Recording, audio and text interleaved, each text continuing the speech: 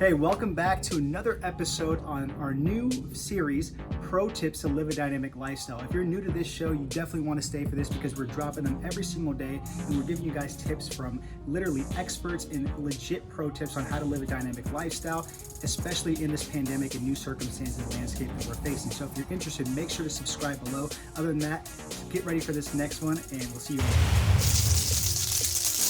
All right, Emily Frisella, how are you doing today? I'm awesome. How are you guys doing? We're doing very well. So, like I said, just staying positive, just controlling what we can, and even better too, just having like amazing people like you, on this Fit Pro series on how to live a dynamic lifestyle through like the pandemic and quarantine stuff. Well, thank you. I really appreciate you guys having me back. It's been a while since I saw you guys, and Absolutely. It's awesome to see you. Yeah, we're saying it was like 2 years now. Time flies, but I know, it's wild. All good things. Yeah. So Emily, just really quick, I want to kick this off. So how are you doing, like personally, your family, through this whole, pandemic, the quarantine? I know we talked a little bit about it before we started. And then more importantly, like what are some tips that you would give to somebody that's struggling right now, and how can they reinvent themselves, during this time?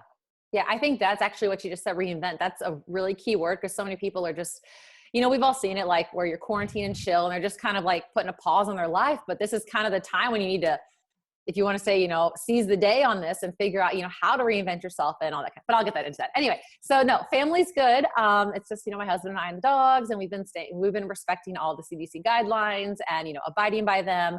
For our corporate or for our work, at our headquarters, everybody's in little quarantine pods. We've got them divided. And so everybody's very safe. It's very much structured. Like you cannot be seen anywhere else besides work or home, or you are a goner, we're being very respectful of it, but it's been good.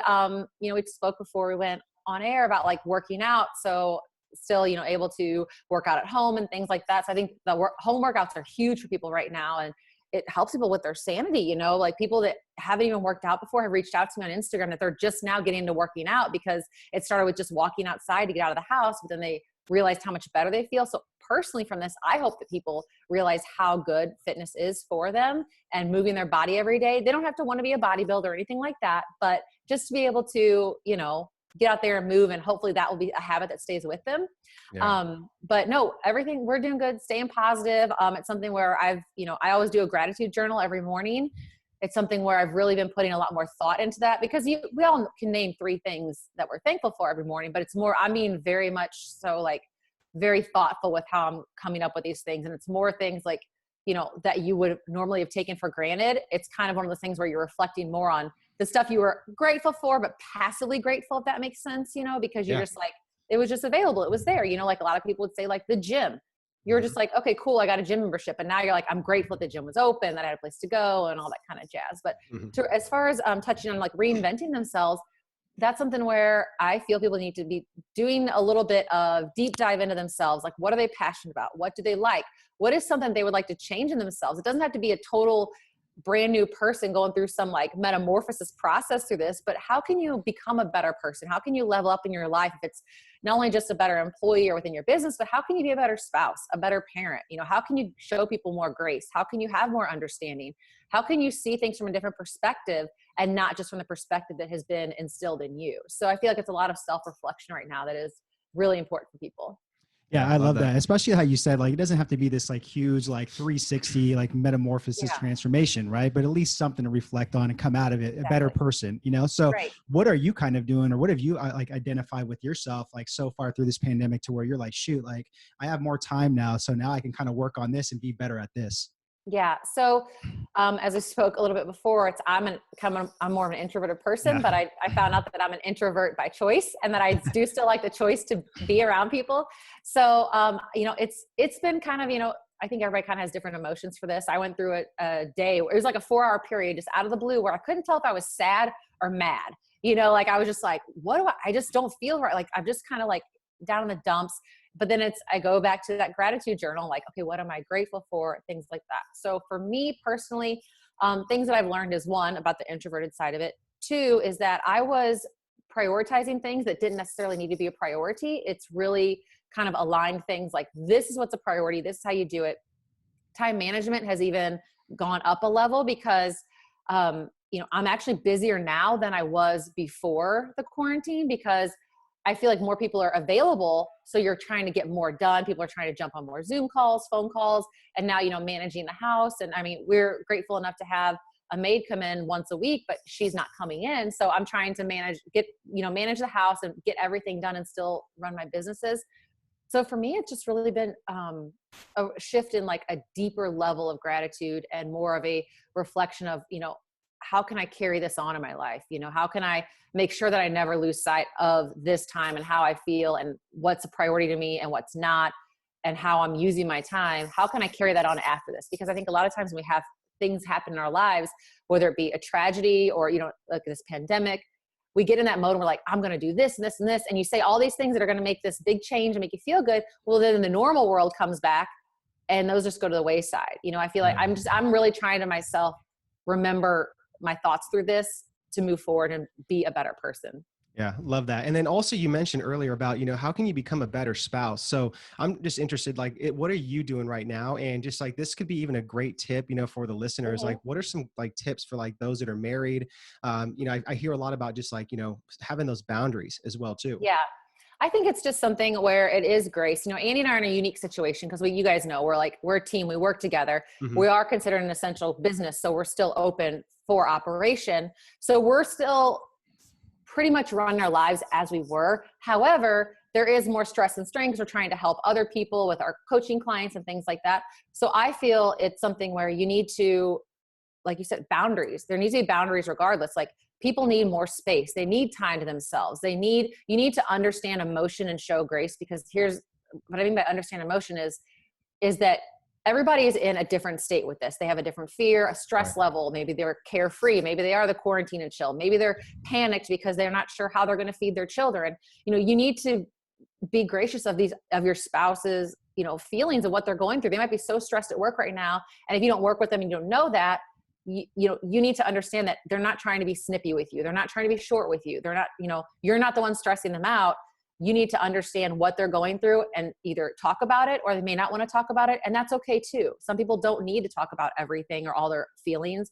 Just let them be and know that it's not anything against you, and just do what you can to try to help that person. Something that Andy and I have always done is, it's self-awareness. Like, what can I do that's going to help? And it can be minor things, like if you don't put the dirty clothes in the clothes basket, it'll probably help them if I did this. Find one thing every day to help your spouse that would make something easier for them, because that's you giving them a little extra love and you showing them just a little more grace, and you showing a little bit more appreciation, and you're being conscientious of what's helpful for them. Yeah, absolutely. Are you a fitness professional looking to create more income, impact, influence, and independence? If so, we actually just dropped our new book, Rise of the Fit Pros, so you guys can be on your way to doing all those things, and you can sit there and build your hyper training model. So if you're interested in getting your copy, make sure to click the book or the link right here, and you guys can grab it. Other than that, make sure to enjoy the rest of the show. Absolutely. I mean, because there's no guide at the end of the day on how to like really get through this. Nobody knows. Nobody's been in this, right? Exactly. I'm waiting for some program to come out for $97 or something from somebody, how to make it through a pandemic. Yeah, but I agree 100% though. Just like one little thing each day, that goes a long ways, It really does. It can even be just a compliment, and because nobody's feeling super great right now. Let's just be real. You know what I mean? And just those little, and you're not out on the street or anything to see your friends and get a little pump up from them or a compliment or kind words or anything like that. So like, they have to become that person. And that's something that they should carry on after this pandemic is over. Yeah. I mean, I got to see this guy so frequently now. Hey, and I have my mood swings too with this, I'm not perfect at all, but hey, it is what it is. Right. Yeah. So let's switch gears here. So let's say hypothetically, Emily, that like this pandemic, like completely wiped your business out and you had to kind of like start from scratch and build it back up, and I want to kind of like inspire the listener that's kind of going through maybe something like this and give them some hope and confidence. Like, what would you do, or what steps would you do to kind of like get back to where you're at? Yeah. So with that, I feel like if you are in a struggling spot where you haven't quite lost your business yet, but it's on, it's very much on the horizon, that could be a possibility, is you need to pivot. And I don't mean pivot, do a 180. I mean, pivot to somehow become do something to vertically integrate yourself. It's something, an expansion of what your business is. If you were normally, an in-person type of trainer, hey, let's do some stuff online. It'd be a discounted rate. Find something else within your line of work that you can do to try to help others to bring some sort of revenue in. And a lot of times those are things that you can continue on later on to continue to bring revenue in, because then the beauty of it is it doesn't have to be in person and just your network. You can train people all over the world then if you would do something like that. But if you have lost everything and you're trying to figure out what to do next, remember, there was a demand for what you're doing. You were doing a good job. You were doing this. This obviously are very, very tragic circumstances. So with this, figure out what you did, all the things you did right, all the things you did wrong. You're going to know how to accelerate the process the second time, because if you failed at XYZ the first time to get to the level that you were at, eliminate all those failures that you had, capitalize on the things that accelerated you, add that, and then figure out how you can create added value and start doing things now. If you can't actually be in person, you can't do anything, like if you're an in-person type of business or a brick and mortar, start a newsletter, start kicking out daily or every other day type of things to build people up. Like I did a 14-day quarantine newsletter, and your email list grows wildly because people are looking for answers. They're looking for inspiration. They're looking for help. So start a newsletter, start doing calls, start doing things online, like go live on Instagram and show people how to do something. Don't just get on there and do just a Q&A or just random stuff. Show next week I'm doing we're going to be baking donuts live. I'm going to tell people what to get. We're going to make a recipe, do things like that. Because one, it creates value for people. It gives them something to do. And also, like what I'm doing, it's going to help their kids are going to want to get involved too. So therefore it's, you're creating value with yourself, even though you are miles and miles away. Yeah. Emily, I got to pour some water on you virtually. You're on fire. That was great stuff. Great stuff. Thank you. All great recommendations. So I totally agree. So to wrap this up, Emily, I've been asking all the guests, this question, just, what is the big learning lesson, that you think that the universe, from this whole pandemic for society, humanity, everything, what do you think that it really is for you? Man, I think it's creating that I think it's going to recreate that strong American culture for people, because I feel like a lot of people are standing together in this. Knock on wood, I haven't seen the riots and looting and things like that a lot of people were very fearful of. I feel like a lot of people are wanting to be truly united. Think of 9/11, as tragic as that was when people came together the most in our country to help others. And I hope that is something that I am hoping to do. I've been doing, Andy and I have been doing things in the community to try to help our local community. And I feel like people that they're going to have a lot more American pride after this. They're going to be, be proud to be an American again and know what that means, because you see a lot of people they want answers and they want to help people, and they're doing little parades for people's birthday, and they're doing more for people, and they're taking other people's consideration or thoughts and feelings into consideration. So I just hope that appreciation and love for people carries on, and that we have love for fellow man again. Yeah, for sure. Absolutely. Emily, is there anything we can support you on, Ryan, or the listeners, and where can we connect with you more? Instagram is going to be the best. It's Emily Frisella, pretty simple. And then there's a link in my bio there that can go to everything I got going on, or you can go to my website, fithomeandhealth.com, find some recipes. You can make them during quarantine. But that's it. Yeah. Awesome. And we're definitely going to have to catch that one where you guys are making donuts. That sounds good. Yeah, it'll be fun. I'm excited. Awesome. Well, Emily, thank you so much. We'll have that all linked up in the show notes. And again, thank you for just being real, authentic, and everything that you and Andy are doing to kind of give back and help people out through this pandemic. We really appreciate it. Thank you. Thank you guys so much. Yeah. And just really happy to hear you guys are doing well and staying safe as well. Yeah. Thank you. You're welcome. All right, guys, until next time.